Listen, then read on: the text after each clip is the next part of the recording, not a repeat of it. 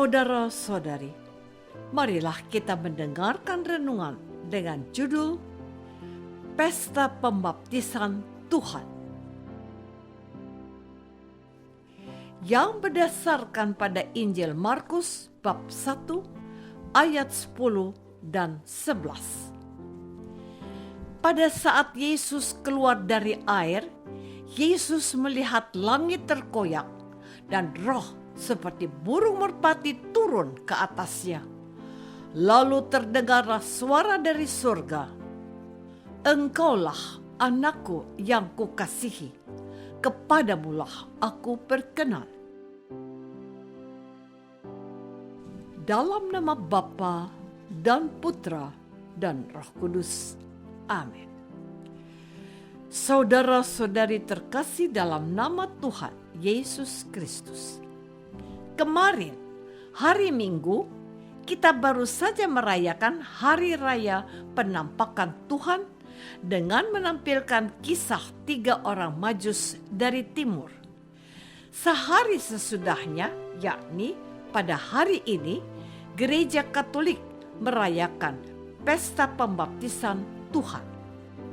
Pada awal kekristenan, perayaan Hari Epifani atau Hari Raya Penampakan Tuhan dirayakan pada tanggal 6 Januari dengan memperingati 4 momen sekaligus. 4 momen tersebut adalah kelahiran Yesus, kedatangan orang-orang Majus, pembaptisan Tuhan, dan pernikahan di Kana. Hingga abad kelima, tradisi tersebut masih tetap diterapkan pada Katolik Roma hingga Gereja Timur. Namun, tradisi antara kelahiran Yesus dan Hari Raya Epifani dalam Konsili Tours pada tahun 567 dipisahkan oleh Gereja Barat. Hingga pada tahun 1955, Paus Pius ke-12 memisahkan pembaptisan Tuhan dari Hari Raya Epifani atau Penampakan Tuhan. Peristiwa itu kemudian menyebabkan Hari Epifani dirayakan secara terpisah. Diperingatinya Hari Epifani sebagai ritual sakral atas penampakan martabat ilahi Yesus sebagai Putra Allah dan penebus dunia. Saudara-saudari terkasih, dalam bacaan pertama, Nabi Yesaya berkata, "Hai semua orang yang haus, marilah dan minumlah air. Dan hai orang yang tidak mempunyai uang, marilah. Terimalah gandum tanpa uang pembeli dan makanlah. Juga anggur dan susu tanpa bayaran. Mengapakah kamu belanjakan uang untuk sesuatu yang bukan roti? Dan upah jerih payahmu untuk sesuatu yang tidak mengenyangkan? Aku hendak mengikat perjanjian abadi dengan kamu, menurut kasih setia yang teguh yang kujanjikan kepada Daud. Sesungguhnya aku telah menetapkan dia menjadi saksi bagi bangsa-bangsa, menjadi seorang raja dan pemerintah bagi suku-suku bangsa. Sesungguhnya engkau akan memanggil bangsa yang tidak kau kenal, dan bangsa yang tidak mengenal engkau akan berlari kepadamu, oleh karena Tuhan Allahmu dan karena Yang Maha Kudus, Allah Israel, yang mengagungkan engkau. Carilah Tuhan selama Tuhan berkenan ditemui, berserulah kepadanya selama Ia dekat."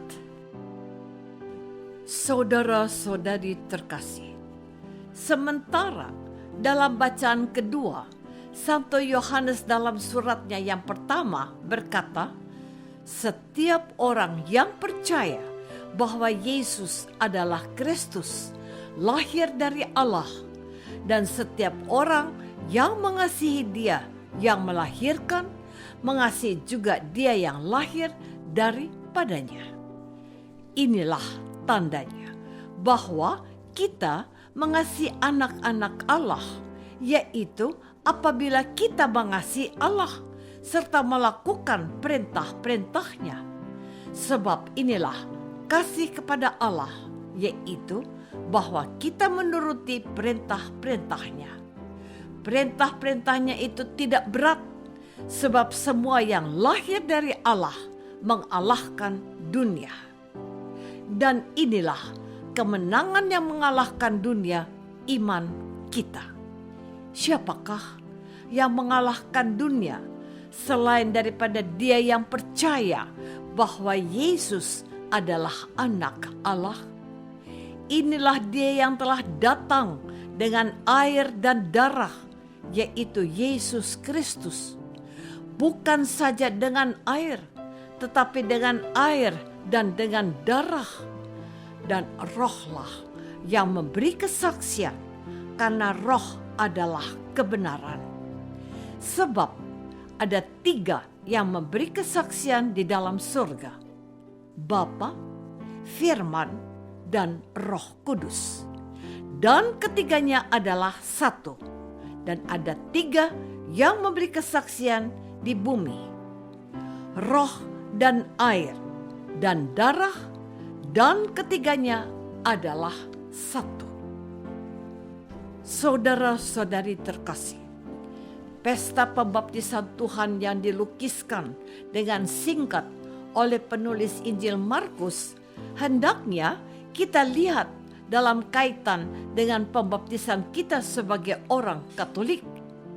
Pada bagian pertama, Yohanes Pembaptis mengakui dengan jujur dan rendah hati bahwa Yesus jauh lebih berkuasa dari dirinya. Yohanes Pembaptis juga merasa tidak layak membuka tali kasut Yesus. Bagian kedua adalah 3 peristiwa penting yang menyertai pembaptisan Yesus. 3 peristiwa itu menggambarkan hakikat sakramen baptis. Pertama, dengan terkoyaknya langit, maka terbukalah kembali hubungan antara Allah dengan manusia. Sementara baptis menjalin kembali hubungan Allah dengan manusia yang terputus dosa asal. Kedua, roh seperti burung merpati menggambarkan peranan penting Roh Kudus dalam kehidupan kita. Roh Kudus yang memberi semangat, kekuatan, dan keberanian. Ketiga, suara dari surga merupakan penegasan dan pembenaran bahwa sejak dibaptis kita menjadi anak Allah. Allah adalah Bapa kita dan kita anak-anaknya. Pesta pembaptisan Tuhan mengingatkan kita kembali akan makna sakramen baptis yang telah kita terima. Apakah selama ini kita sudah berusaha hidup sebagai anak Allah dengan setia dan taat dalam menjalankan tugas kita sesuai teladan Yesus? Marilah kita berdoa. Tuhan Yesus Kristus, hari ini kami merayakan pesta Engkau dibaptis oleh Yohanes Pembaptis di Sungai Yordan. Melalui peristiwa ini, Engkau diperkenalkan kepada dunia bahwa Engkau benar-benar berasal dari Bapa.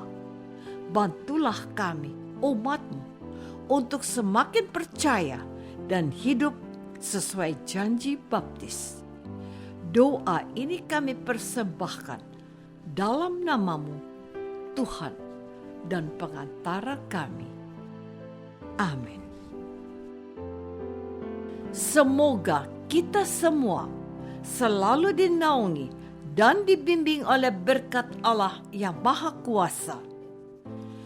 Dalam nama Bapa dan Putra dan Roh Kudus. Amin.